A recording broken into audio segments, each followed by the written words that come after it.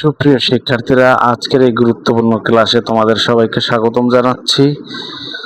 তোমরা যারা নবম এবং দশম শ্রেণীতে রয়েছো, তোমাদের পরীক্ষায় ইংরেজিতে পাই চার্ট আসে। এই পাই চার্ট লেখার যে নিয়ম আমি তোমাদের আজকের ক্লাসে শিখিয়ে দেব। আশা করি এরপর থেকে আর পাই চার্ট লিখতে তোমার কোনো রকমের বেগ পেতে হবে না। তো চলো শুরু করা যাক। তবে ভিডিও শুরু করার প্রথমে সবাইকে একটু অনুরোধ করব, ভিডিওর শেষ পর্যন্ত দেখবে এবং এই কোনো বিষয়ে যদি বুঝতে অসুবিধা থাকে তাহলে কমেন্ট করে জানাবে। তো চলো শুরু করা যাক। প্রিয় শিক্ষার্থীরা, তোমাদের ইংরেজি দ্বিতীয় পত্রে আবার কারিগরি শাখার ইংরেজি 2-এ পাই চার্ট আসে অথবা গ্রাফ চার্ট আসে। তো গ্রাফ চার্ট লেখার যে সিস্টেম সেটা কিন্তু আগে তোমাদেরকে আমি শিখিয়েছি, ভিডিও দিয়েছি সে বিষয়ে। এখন আজকের ক্লাসে পাই চার্ট কীভাবে লিখতে হবে, একটা পাই চার্ট শিখে তুমি যাতে পরীক্ষায় যে পাই চার্টটি আসে তুমি যেন লিখে আসতে পারো, সেই কৌশল আমি তোমাদেরকে আজকের ক্লাসে শিখাবো। তো চলো শুরু করা যাক। প্রিয় শিক্ষার্থীরা, দেখো পাই চার্ট লেখার নিয়ম। প্রথমে এইখানে একটা পাই চার্ট দেওয়া আছে, দেখো 44%, তারপরে 8%, তারপর দেওয়া আছে 30% এবং রেড কালার করা আছে, এটা হচ্ছে 25%। তাহলে এখানে কয়টা রং আছে দেখো, 4টা রং করা আছে, 4 কালার আছে, 44%, 8%, 30% এবং 25%। তো পাশে আবার একটু লেখাও আছে, দেখো cricket 44%, football 30%, basketball 25%, hockey 8%, badminton 5%। এখন এই যে গ্রাফ, এই গ্রাফ থেকে আমরা মূলত আমরা একটা এই পাই চার্টের যে গ্রাফ দেওয়া আছে পাই চার্ট, সেখান থেকে আমরা এই পাই চার্টের লেখা কিভাবে লিখতে হয় সেটা শিখব। দেখো এখানে লেখা শুরুতে কিভাবে লেখা শুরু করা হয়েছে, দেখো দ্য পাই চার্ট শোস, প্রশ্নে যে বিষয়ে পাই চার্ট লিখতে বলবে। দেখো এই যে পাই চার্টটা দেওয়া আছে, এই পাই চার্টটা বলা হয়েছে বিভিন্ন প্রকার খেলায় কত পার্সেন্ট লোক বিভিন্ন প্রকার খেলা পছন্দ করে, বিভিন্ন প্রকার খেলার পার্সেন্টেজ দেওয়া আছে।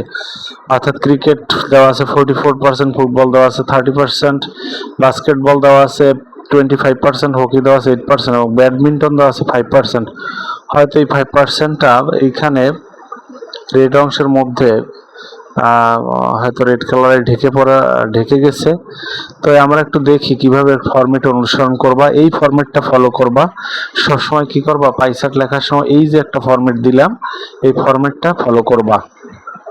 দেখো দ্য পাই চার্ট শোস, প্রশ্নে যে বিষয়ে লিখতে বলবে সেই বিষয়টা লিখবা। পাই চার্টটা অর্থাৎ পাই চার্টটা যে বিষয়ে আছে সেই বিষয়ের প্রশ্নের বিষয়টা লিখবা। তারপর according to the pie chart we can see that different kind of percentage and it is divided into 4, 5, 6 parts. কয়টা পার্টে? এখানে হয়তো 4টে পার্টে বা 5টা পার্টে ভাগ করা আছে। হ্যাঁ, কালারটা দেখা যাচ্ছে 4টা পার্ট। হয়তো এখানে তোমার পরীক্ষার প্রশ্নে 4টে পার্ট থাকতে পারে, 5টা পার্ট থাকতে পারে, অথবা 6টা পার্ট থাকতে পারে। কিসের পার্ট থাকতে পারে? কালার, পাই চার্টের অংশের কথা বলা হয়েছে, পার্টের কথা বলা হয়েছে। তো এখানে এই জন্য বলা আছে 4/5/6।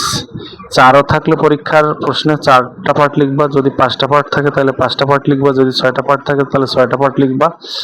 তারপর দেখো দে আর, প্রথম, দ্বিতীয়, তৃতীয়, চতুর্থ, পঞ্চম অংশের নাম। অর্থাৎ এখানে প্রথম অংশের নাম দেওয়া আছে ক্রিকেট 44%, তারপর দ্বিতীয় অংশের নাম দেওয়া আছে ফুটবল 30%, তারপর তৃতীয় অংশের নাম দেওয়া আছে বাস্কেটবল 25%, তারপর দেওয়া আছে হকি 8%, তারপর দেওয়া আছে ব্যাডমিন্টন 5%। এই যে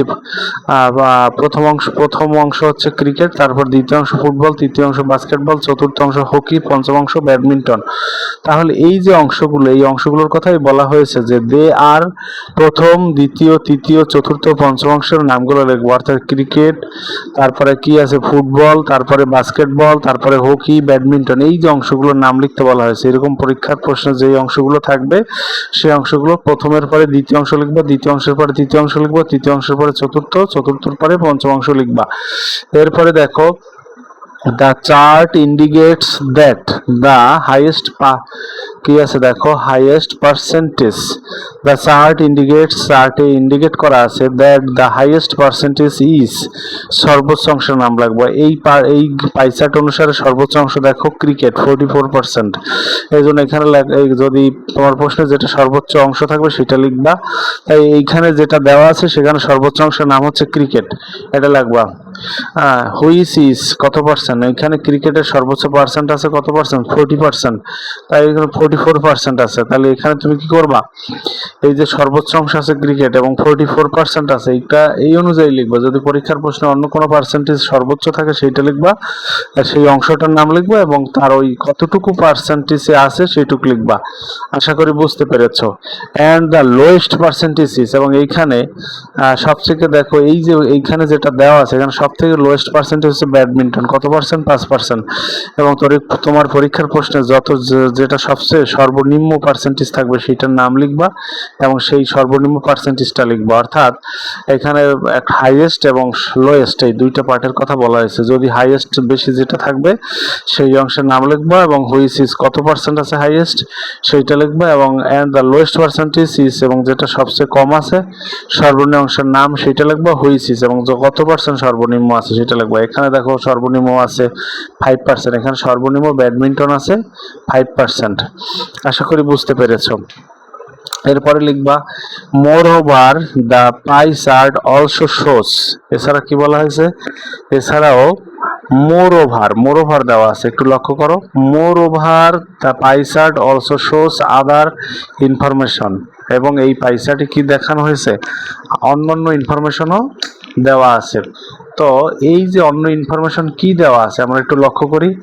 the pie chart also shows other information such as in the term of, প্রথম অংশের নাম, এখানে প্রথম অংশ হচ্ছে ফুটবল সেটা লেখা হয়েছে, তাহলে অথবা ক্রিকেট, এখানে প্রথম অংশ কি আছে দেখো, এখানে প্রথম অংশ আছে ক্রিকেট, লক্ষ্য করো ক্রিকেট 44%, তাহলে এখানে প্রথম অংশ আছে ক্রিকেট।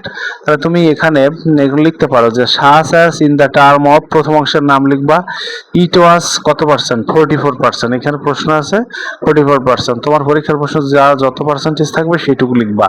তারপরে দেখো ইন দ্বিতীয় অংশের নাম, এখানে দ্বিতীয় অংশ কি আছে দেখো, এখানে দ্বিতীয় অংশ দেওয়া আছে ফুটবল 30%, এইটা লিখবা যে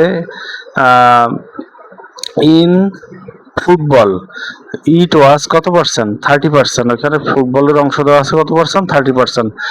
next in the term of, এরপরে দেখো দ্বিতীয় টার্মে কি দেওয়া আছে একটু লক্ষ্য করো, দ্বিতীয় টার্মে কি দেওয়া আছে একটু তোমাদের দেখাই। এখানে দেখো সাচ ইন দা টার্ম, প্রথম অংশের নাম ইট ওয়াজ কত পার্সেন্ট, প্রথম অংশ কি দেওয়া, এখানে আছে ক্রিকেট এবং এর পার্সেন্টেজ 44%। দ্বিতীয় অংশ হচ্ছে ফুটবল এবং এরপর ইট ওয়াজ এবং এর পার্সেন্টেজ 30%। এবার প্রশ্নে যত প্রথম দ্বিতীয় তৃতীয় চতুর্থ পঞ্চম যে কয়টা থাকবে এবং ধারাবাহিকভাবে প্রত্যেকটার বর্ণনা দিতে হবে। এরপর হচ্ছে next in the term of, এবং তৃতীয় অংশের নাম লিখবা next in the term of, তৃতীয় অংশ যেটা আছে সেটা লিখবা।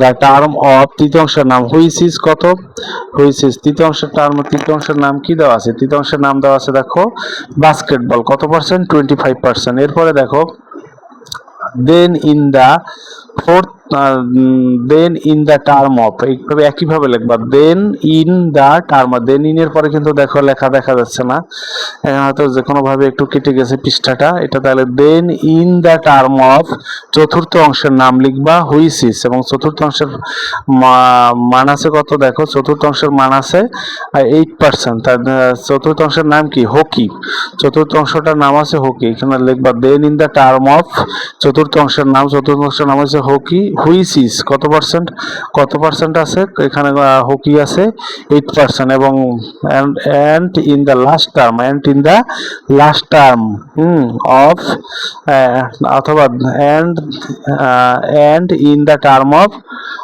লাস্ট টার্ম, এবং চতুর্থ ফিফথ টার্মও লিখতে পারো, বা ফিফথ টার্ম বা পঞ্চম অংশের নামটা লিখবা, এখানে লিখতে পারো বা লাস্ট টার্মটা কি আছে এখানে ব্যাডমিন্টন, লাস্ট টার্মটা ব্যাডমিন্টন এবং কয় পার্সেন্ট আছে 5%, তার লাগবে and in the last term it is কত পার্সেন্ট লাস্ট টার্মে কত পার্সেন্ট আছে? লাস্ট টার্ম আছে 5%, and in the last term it was কত পার্সেন্ট? 5%। তাহলে এইটা সম্পূর্ণ ব্যাখ্যাটা দেওয়া হলো। So we can see that যে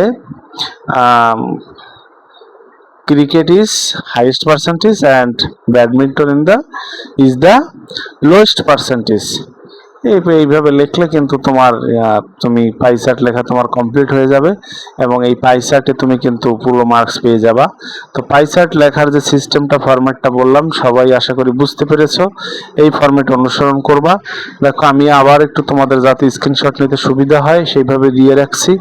এখান থেকে দা পাই চার্ট শোন according to the pie chart we can see the different types, এইভাবে লিখবা।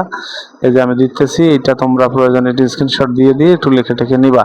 এবং লাস্টের দিকে একটু ডিসকানেক্ট হয়েছে, দেখো একটা পিসটা কেটে গেছে। এখানে থার্ড টার্মের পরে তৃতীয় অংশের নামের পরে then in the fourth term, then in the term of চতুর্থ অংশের নাম লিখবা। Then in the term of চতুর্থ অংশ আছে কি? চতুর্থ অংশে এখানে দেখো বাস্কেটবল না হকি আছে, চতুর্থ অংশ আছে hockey. Then in the term of hockey which is কত পার্সেন্ট? হকির কত পার্সেন্ট? হকির পার্সেন্ট 8%। এরপর লিখবা then in the term of badminton, then in the term of badminton, এই যে সর্বশেষটা then in the term of badminton. Badminton কত অংশ? পঞ্চম অংশের নাম, এটা বলছি। Then in the term of badminton which is কত percent? Badminton which is 5%, which is 5%। তো এইভাবে লেখা দিলে কিন্তু তোমার মোটামুটি পাই চার্ট লেখা হয়ে যাবে এবং তুমি পরীক্ষায় কিন্তু ফুল মার্কস পেয়ে যাবা। তো আশা করি সবাই বুঝতে পেরেছো। এতক্ষণ সাথে থাকার জন্য সবাইকে আন্তরিক ধন্যবাদ জানাচ্ছি। ধন্যবাদ সবাইকে।